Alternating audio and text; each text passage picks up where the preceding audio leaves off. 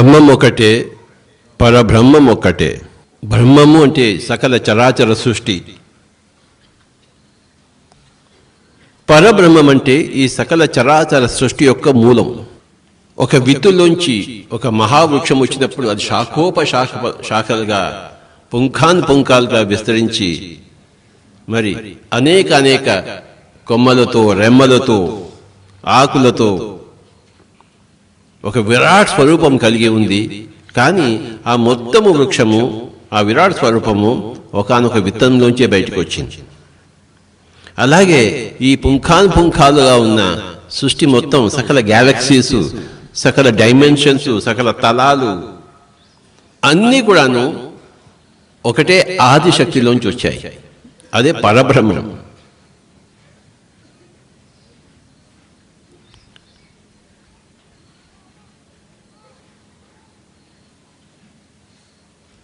ఆ పరబ్రహ్మము ఒకటే. ఆ పరబ్రహ్మం పేరే అల్లా, ఆదిశక్తి, పరాశక్తి, బ్రహ్మము, పరబ్రహ్మము. అది అర్థమైనప్పుడు మనకి ఆధ్యాత్మికత అర్థమైనట్లు లెక్క. బ్రహ్మం ఒక్కటే, పరబ్రహ్మం ఒక్కటే. భగవత్ స్వరూపులు లెక్కలేనంత మంది, భగవత్ తత్వం ఒకటే. సంగీతజ్ఞులు లెక్కలేనంత మంది, సంగీతం ఒక్కటే. నాదోపాసకులు లెక్కలేనంత మంది, నాదం ఒకటే. జ్ఞానులు లెక్కలేనంత మంది, జ్ఞానం ఒకటే. స్పేస్లో లెక్కలేనన్ని నక్షత్రాలు, స్పేస్ మటుకు ఒకటే, ఆకాశం ఒకటే. ఫస్ట్ ఇది మనం అనుభవజ్ఞుల దగ్గర వింటాం మాటలు, తర్వాత మనం అనుభవం సంపాదించుకుంటాం ధ్యానంలో. బాబు అంతా ఒకటే నాయనా అన్నదే మరి ప్రతి ఒక్క జ్ఞాని దగ్గర, ప్రతి ఒక్క యోగి దగ్గర, ప్రతి ఒక్క ఋషి దగ్గర నుంచి వచ్చే మాట.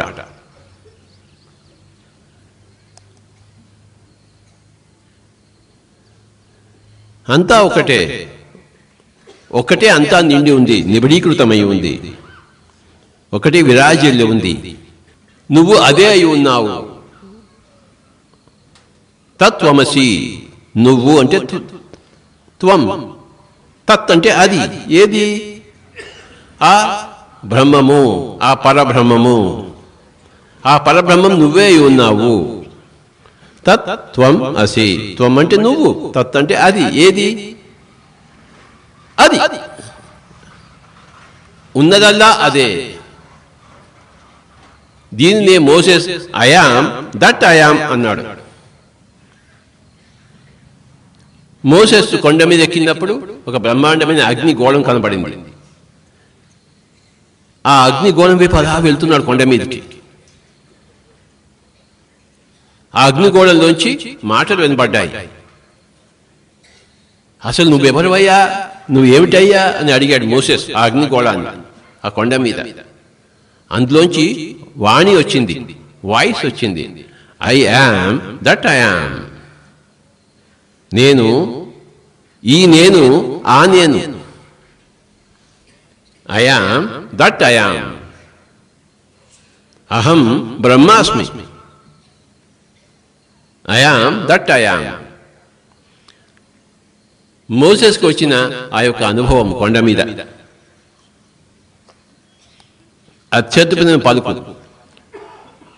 I am that I am అంటూ మళ్ళీ వాళ్ళే నువ్వు కూడా అదే. అహం బ్రహ్మాస్మి తత్వమసి శ్వేతకేతో. ఒకవేళ శరీరం రూపం ఉందనుకోండి, ఈ రూపం నేను అనుకుంటున్నాను, రూపం కాదు, ఆత్మ. ఆత్మ, అహం ఆత్మ బ్రహ్మ. దీనికి జ్ఞానము కావాలి. జ్ఞానం అంటే ఏంటి? అనుభవైకమైనదే జ్ఞానము, అనుభవమే జ్ఞానం. మన పిరమిడ్ స్పిరిచువల్ సొసైటీ మూవ్మెంట్లో 9 నవరత్నాలు ఉన్నాయి. మొట్టమొదటి అహం బ్రహ్మాస్మి అంటే ఆత్మీయ పరబ్రహ్మము. 2 జీవుడే దేవుడు. 3 దేహమే దేవాలయము. 4 శ్వాసే గురువు. 5 సమయమే సాధన. నువ్వు ఎంత సాధన చేస్తావయ్యా అంటే రోజుకు 3 గంటలు. అంటే ఆ 3 గంటలు బట్టి నీ సాధన ఎంతో నాకు తెలుస్తుంది. లేదండి నేను రోజుకి 5 నిమిషాలు చేస్తాను అంటే నువ్వు సాధనకి ఎంత సమయం కేటాయిస్తావో దాని పేరే సాధన అవుతుంది. 14 రోజులు మేము ధ్యాన మహాచక్రానికి వెళ్ళండి. 14 రోజులు వెళ్ళారా ఓయబో అంటే ఆ 14 రోజులు అనేది మీ యొక్క దీక్షకు మీ యొక్క సాధనకు అది దీపం పడుతుంది. లేదండి ఒక్కరోజు వెళ్ళి వచ్చేసాను నాకు చాలా పనులు ఉన్నాయి కదా అంటే కరెక్ట్, నువ్వు ఒకరోజు వచ్చావు వెళ్ళావు, నీ సాధన ఒకరోజు వరకు ఉంది, నీ ఇతరమైన ప్రాపంచిక పనులు మిగతా 13 రోజులు ఉన్నాయన్నమాట. కనుక ఆ సమయమే సాధన పడుతుంది. నువ్వు ఎంత సమయం కేటాయిస్తావు. ఇక్కడ మనమందరం ఉన్నాము, అక్కడ అఖండ ధ్యానంలో ఒక్కొక్కరు 2 రోజులు 3 రోజులు 10 రోజులు కూర్చుని ఉన్నారు. అక్కడ ఎవరు ఎంత సమయాన్ని కేటాయిస్తారో అంత సాధన అవుతుంది. 1963-64లో సికింద్రాబాద్లో త్యాగరాజ ఉత్సవాలు జరిగేవి, ఆరాధనలు. మేమంతా అందులో పనిచేసేవాళ్ళం, బాయ్స్. ఇక్కడంతా వాలంటీర్స్ ఎలా పనిచేస్తున్నారో వాలంటీర్స్ గట్టిగా చప్పలు కొడదాం మనం అందరం కలిసి.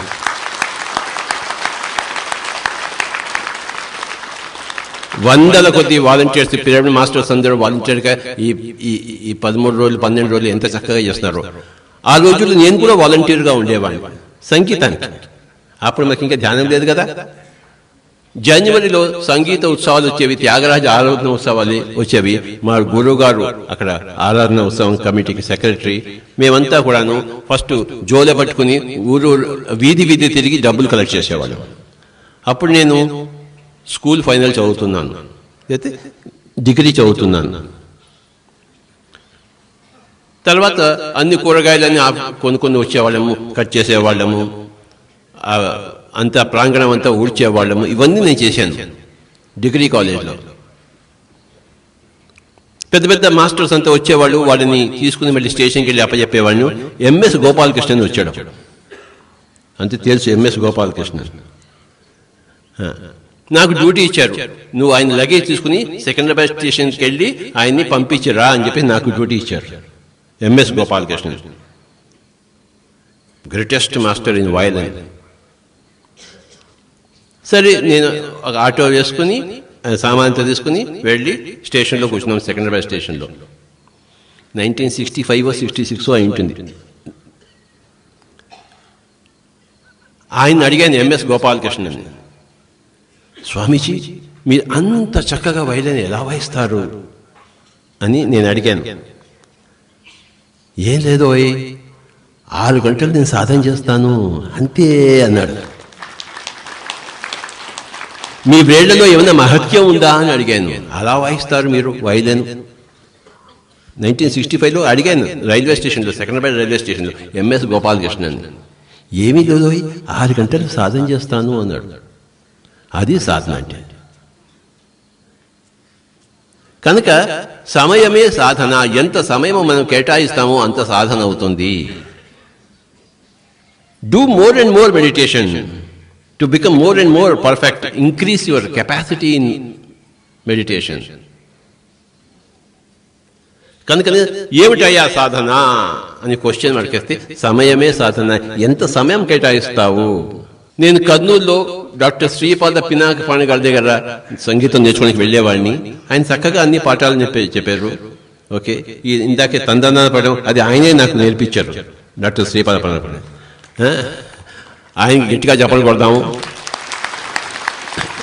మా ఫ్లూట్ గురువు గారైన టిఎస్ చంద్రశేఖరన్ గారికి ఒకసారి గట్టిగా చెప్పలు కొడదాము. ఆయన లేక నాకు ఈ ఫ్లూట్ వచ్చేది కాదు. టిఎస్ చంద్రశేఖరన్ గారు రైల్వే ఎంప్లాయీ, ఆయన టిఆర్ మహాలింగం గారి శిష్యుడు.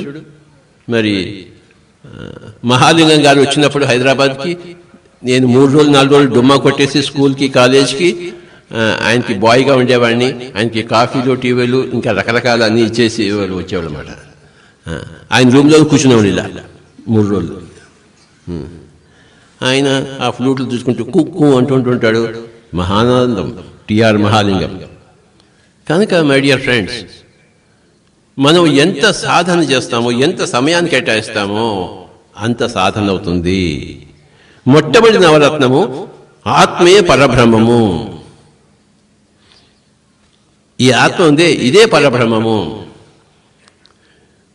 బ్రహ్మంబనంగ వేరే పరదేశమున లేదు, బ్రహ్మంబనంగ తానే బట్ట బయలు, తనురా మెరిగిన తానే బ్రహ్మము.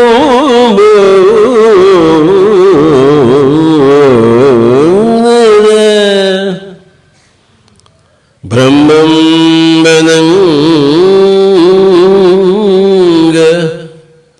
వేరే పరదేశమున లేదు, బ్రహ్మంబనంగ తానే బట్ట బయలు, తనురా మెరిగిన తానే బ్రహ్మము బ్రహ్మము బ్రహ్మము.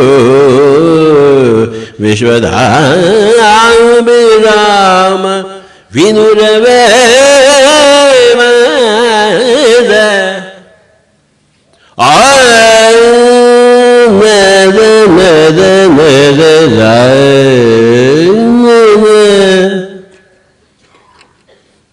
బ్రహ్మంబనంగ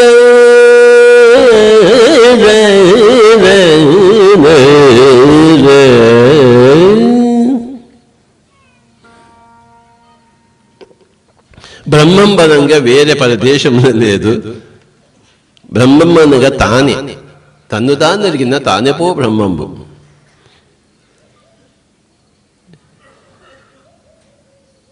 ఆధ్యాత్మిక జ్ఞాన విజ్ఞాన పరిభాషలో దేవుడు అనే పదము బదులు బ్రహ్మము అనే పదం వస్తుంది. దేవుడు అంటే ఆ పదం ఎలా వచ్చిందంటే, దివ్యము దివ్యము దివ్యము అనే తెలుగు పదానికి నోరు తిరగక దివ్యుడు దివ్యుడు దివ్యుడు అన్నదానికి నోరు తిరగక దేవుడు దేవుడు దేవుడు వచ్చింది.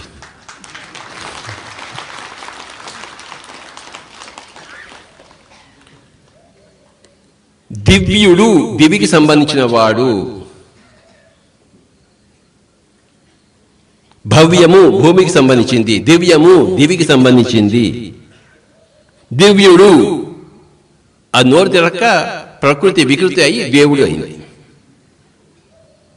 దివ్య లోకాల్లో ఉండే వాళ్ళందరూ దివ్యుళ్ళు, ఆ దివ్యులంతా కూడాను దేవుళ్ళుగా మారింది. కనుక దేహో దేవాలయో ప్రోక్త జీవో దేవో సనాతన, ఇది ఆది శంకరాచార్య వారి యొక్క మనకి ప్రసాదం. దేహో దేవాలయో ప్రోక్త, ఈ దేహాన్ని దేవాలయం అని చెప్తారు నాయన. జీవో దేవో సనాతన, ఈ జీవుడే ఆ దేవుడు సనాతనమైన దేవుడు. ఇది స్పిరిచువల్ సైన్స్, ఆధ్యాత్మిక శాస్త్రము, ఆత్మశాస్త్రము. పిరమిడ్ స్పిరిచువల్ సొసైటీ మూమెంట్ ఆత్మ శాస్త్రానికి, ఆత్మ జ్ఞాన విజ్ఞాన శాస్త్రానికి అంకితము. ఇదే మన యొక్క జీవితము. కనుక నవరత్నాలలో, పిరమిడ్ జ్ఞాన నవరత్నాలలో మొట్టమొదటిది ఆత్మే పరబ్రహ్మము, 2 జీవుడే దేవుడు, 3 దేహమే దేవాలయము. We are ourselves gods and we are living in these temples. ఇంకే టెంపుల్కి వెళ్తాము, ఇంకే దేవుణ్ణి కొలుస్తాము. దేవుడెక్కడ దేవుడెక్కడ దేవుడెక్కడ అని తిరుగులాడేవాడే, ఆ దేవులాడేవాడే దేవుడు. తిరుపతి కొండ మీదకి ఎక్కేవాడే వెంకటేశ్వర స్వామి. లోపలకు వెంకటేశ్వర స్వామి ఉన్నాడు, కానీ ఎక్కేవాడు కూడా వెంకటేశ్వర స్వామి. మనం అందరం వెంకటేశ్వర స్వాములమే, మనం అందరము జీశ్వర ప్రభులమే, మనమందరము బ్రహ్మమే, మనమందరము బుద్ధుళ్ళమే, మనమందరము వర్ధమాన మహావీరులమే.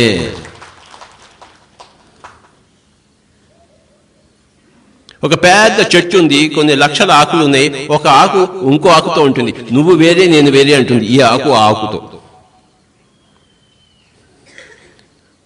ఆ ఆకు నిజమే, నువ్వు వేరే నేను వేరే అంటుంది. కానీ ఆ చెట్టు ఉంది, ఆ చెట్టు పక్క పక్కన అవుతుంది, అంతా ఒకటే నువ్వు పిచ్చోడా అంటుంది. ఆకు ఆకు వేరుగా కనబడుతుంది, కానీ అంతా ఒకటే.